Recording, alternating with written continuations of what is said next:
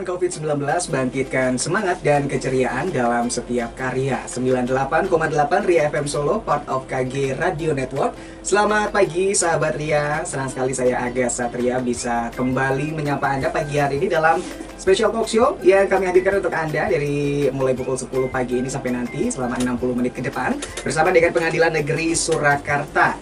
Dan pagi hari ini kita akan membahas tentang satu tema yang tentunya sangat bermanfaat untuk kita ketahui dan untuk kita pahami bersama. Dan saya juga tidak hanya sendiri sahabat Ria. Pada pagi hari ini sudah hadir di studio Bapak Frederick Franz SH dari Pengadilan Negeri Surakarta. Selamat pagi Pak Franz. Selamat pagi Mas. Gimana kabarnya pagi hari ini? Alhamdulillah baik-baik, sehat-sehat. Oke, luar biasa. Dan pagi hari ini kita akan berbincang 1 jam. Semangat ya Pak ya? Iya, semangat. Pastinya untuk memberikan informasi kepada masyarakat Solo, untuk pendengar Ria FM Solo yang juga pagi hari sudah bergabung bersama kami. Dan tema kita adalah terkait seluk-beluk hak tanggungan. Nah, nanti apabila ada penjelasan kita yang mungkin dirasa agak belum jelas atau sahabat Ria ingin sharing, berbagi terkait tema kita pagi hari ini, kami juga mengundang Anda untuk ikut bergabung bersama kami di line interaktif.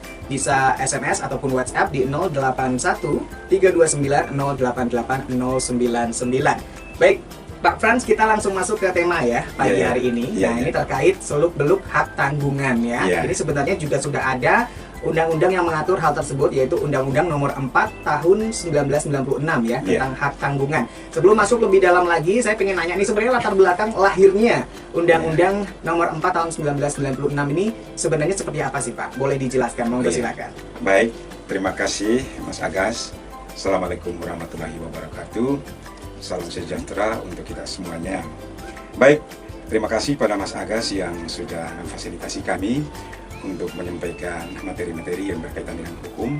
Dan pada kesempatan ini kami mencoba menjelaskan tentang yang namanya hak tanggungan sebagaimana diatur dalam Undang-Undang Republik Indonesia Nomor 4 Tahun 1996 yang mulai berlaku sejak tanggal 9 April 1996. Nah, kalau kita mengkaji sedikit ya latar belakang kok ada undang-undang hak tanggungan ini, sebenarnya latar belakangnya apa? Kira-kira begitu ya. Nah, undang-undang hak tanggungan ini dikeluarkan itu sesungguhnya berkaitan dengan begitu pesatnya peningkatan pembangunan nasional. Nah, terutama pembangunan nasional yang dititik beratkan pada bidang ekonomi. Nah, kalau kita ngomong soal bidang ekonomi itu tentu kita ngomong soal dana. Dan pembangunan bidang ekonomi ini tentunya sangat membutuhkan dana yang besar. Nah, dana yang besar ini juga harus dilindungi, harus dibarengi dengan yang namanya hak jaminan. Hak jaminan. Nah, hak jaminan ini yang biasanya dibebankan pada hak tanggungan atau hak atas tanah. Hak atas tanah. Dan lahirnya undang-undang tentang hak tanggungan ini pada dasarnya adalah merupakan perintah. Perintah dari Undang-Undang Republik Indonesia Nomor 5 Tahun 1960 tentang Peraturan Dasar Pokok-pokok Agraria. Ya, walaupun sangat disayangkan ya, ketika diundangkan Undang-Undang Nomor 5 Tahun 1960, nah itu ternyata faktanya sejak 30 tahun lebih ya, baru dikeluarkannya Undang-Undang tentang hak tanggungan ini. Padahal aturannya sudah diatur ketika diberlakukannya Undang-Undang Nomor 5 Tahun 1960 tentang hukum agraria itu. Nah, berdasarkan perintah dari Undang-Undang Pokok Agraria Undang-Undang Nomor 5 1960 ini, kemudian dikeluarkanlah Undang-Undang tentang hak tanggungan yang lengkapnya adalah Undang-Undang hak tanggungan beserta benda-benda yang berkaitan dengan tanah. Nah, ini perlu juga saya jelaskan, tapi ya nanti sebentar ya. Jadi kita ngomong dulu soal latar belakang lahirnya. Jadi sekali lagi, lahirnya Undang-Undang Nomor 4 1996 ini adalah atas perintah Undang-Undang Nomor 5 Tahun 1960 tentang Peraturan Dasar Pokok-pokok Agraria. Nah, ini kenapa jaraknya begitu jauh Pak ya, dari 60 ke tahun 60 ke 96 ya, ini baru keluar lagi undang-undang yang mengatur hal tersebut. Nah, kira-kira apa nih, jadi sebagai masyarakat awam kita juga penasaran juga nih. Iya. Jadi memang sampai cukup lama ya, cukup lama sekitar 30 tahun lebih ini, karena memang pada dasarnya Undang-Undang Pokok Agraria itu dikeluarkan atau dibentuk itu juga dengan mengakomodir, mengangkat asas-asas hukum adat yang menyangkut tanah yang berlaku di Republik Indonesia. Ya, yang tentunya mengalami perkembangan yang begitu pesat ya. Kan kita ngomong soal hak-hak atas tanah itu ada begitu macam. Nah, sebelum diberlakukannya Undang-Undang 496 tentang hak tanggungan ini, yang diberlakukan ketika itu ya, Iya. untuk mengisi kekosongan hukum selama kurang lebih dalam kurun waktu 30 tahun 30 lebih ini, tahun. yang diberlakukan itu adalah menyangkut hipotek. Ini menyangkut jaminan hak atas tanah Hipotek ya? Iya, hipotek. Nah, hipotek itu ternyata tidak diatur dalam Undang-Undang Pokok Agraria.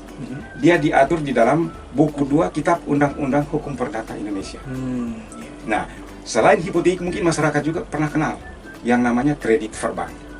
Nah, ini kredit verban ini lain lagi aturannya. Kredit verban ini diatur di dalam yang namanya Stadsblad. Stadsblad ini mengalami beberapa kali perubahan, dan yang terakhir itu kredit verban ini diatur dalam Stadsblad 1937 nomor 190 dan 191. Nah, Stadsblad ini hanya untuk sifatnya sementara ya, karena belum diberlakukannya hak tanggungan ini ya, belum diatur secara khusus ini. Nah, terus bagaimana ketika mulai diberlakukannya hak undang-undang hak tanggungan ini? Bagaimana nasib hipotek dan kredit verban ini? Nah, itu kita mendasarkan pada pasal 29 ya. Pasal 29 Undang-Undang 4 1996 itu di situ secara tegas menyatakan, dengan diberlakukannya Undang-Undang Nomor 4 Tahun 1996 tentang hak tanggungan, maka peraturan-peraturan yang berkaitan dengan hipotek sepanjang menyangkut hak atas tanah dan kredit verban dinyatakan tidak berlaku. Kayak gitu ya, kurang lebihnya latar belakang dari lahirnya Undang-Undang Nomor 4 dan juga beberapa seluk-beluk yang tadi sudah disebutkan Pak Frans ya. Jadi kita udah nggak penasaran lagi nih. Nah, yang dibahas adalah tentang hak tanggungan. Ya, mungkin beberapa dari sahabatnya juga masih ada yang bertanya dan belum begitu paham ya. Sebenarnya yang dimaksud dengan hak tanggungan itu seperti apa sih Pak Frans? Boleh dijelaskan? Iya. Jadi kalau kita mengacu pada ketentuan yang diatur dalam Undang-Undang Nomor 4 Tahun 1996 ini, yang dimaksud dengan hak tanggungan adalah hak jaminan. Hak jaminan. Ya, sekali lagi saya ulangi, hak jaminan yang dibebankan pada hak atas tanah. Hak jaminan yang dibebankan pada hak atas tanah. Ya, sebagaimana yang diatur dalam Undang-Undang Pokok Agraria, Undang-Undang 5 tahun 60 ini, yaitu dengan tujuan untuk memberikan suatu jaminan hak tanggungan yang kuat dan memberikan perlindungan dan kepastian hukum bagi para pihak yang berkepentingan dengan mendahulukan dan dengan memberikan hak yang diutamakan kepada kreditur tertentu terhadap kreditur yang lain. Jadi ini merupakan suatu spesifikasi ya, spesifikasi bahwa hak jaminan yang dibebankan pada hak atas tanah. Dan di dalam hak tanggungan ini memberikan, spesialis itu memberikan kedudukan yang diutamakan kepada kreditur tertentu terhadap kreditur yang lain.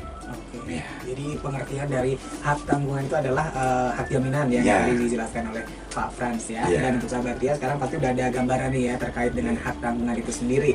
Nah tadi saya juga sempat baca-baca gitu ya Pak ya. Ada beberapa istilah nih dalam hal hak tanggungan itu sendiri. Kayak misalkan APHT, kemudian juga ada SKMT ya.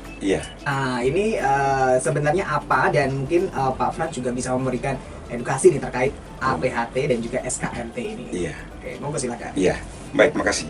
Jadi memang ada beberapa istilah yang diatur dalam Undang-Undang Nomor 4 Tahun 96 ini, tapi yang sering kita dengar itu adalah menyangkut APHT.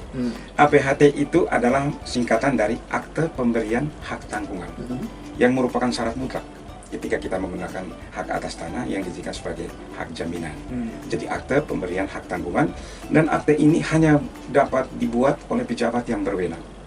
Dalam hal ini adalah pejabat pembuat akte tanah, PPAT. Dan ketika pemberi jaminan ini membuat akte pemberian hak atas tanah di hadapan PPAT itu wajib hadir sendiri. Ini hukumnya mengatakan wajib hadir sendiri. Nah, pertanyaannya, ketika pemberi hak tanggungan ini karena satu dan lain hal dia tidak bisa dapat menghadap sendiri di hadapan PPAT, pejabat pembuat hak tanah, lalu jalan keluarnya bagaimana? Ada solusinya ya? Ada solusinya. Jadi Undang-Undang Hak Tanggungan ini memberikan solusi, yaitu dengan SKMHT. SKMHT ya? Jadi di situ Undang-Undang memberikan solusi, yaitu dengan membuat surat kuasa membebankan hak tanggungan. Jadi si pemberi hak tanggungan, misalnya saya berhalangan, saya bisa memberikan surat kuasa kepada Mas Agas sebagai kuasa yang sah untuk mewakili saya menghadap di hadapan PPAT untuk membuat yang namanya akta pemberian hak tanggungan. Dan surat kuasa ini harus dalam bentuk suatu akte otentik. Jadi walaupun ada kata-kata wajib, sifatnya imperatif ya, wajib ya, tapi ketika yang bersangkutan berhalangan, maka yang jalan keluarnya yang bersangkutan memberikan surat kuasa membebankan hak tanggungan Oke, SKY. jadi ada solusi, tapi juga mungkin nanti akan ada syarat-syarat penunjang ya untuk seseorang ini bisa mewakili orang yang seharusnya datang gitu ya, kayak gitu ya. Baik Pak, nanti kita bahas lagi nih tentang hak tanggungan ini, mulai dari siapa sih pemberi hak tanggungan dan juga apa sih yang dimaksud dengan perjanjian jaminan atau hak tanggungan bersifat aksesorir ya. Saya sempat penasaran nih, ada istilah aksesorir di sini, nanti seperti apa penjelasannya? Kita akan break dulu sejenak ya Pak ya. Nanti kita akan kembali lagi di segmen berikutnya untuk membahas lebih dalam lagi terkait hak tanggungan ya. Dan sabarnya kami juga masih mengundang Anda untuk bisa ikut berinteraksi bersama kami. Boleh bertanya, boleh sharing terkait tema kita pagi hari ini, yaitu hak tanggungan. Anda bisa manfaatkan line interaktif di 081 329 088 099.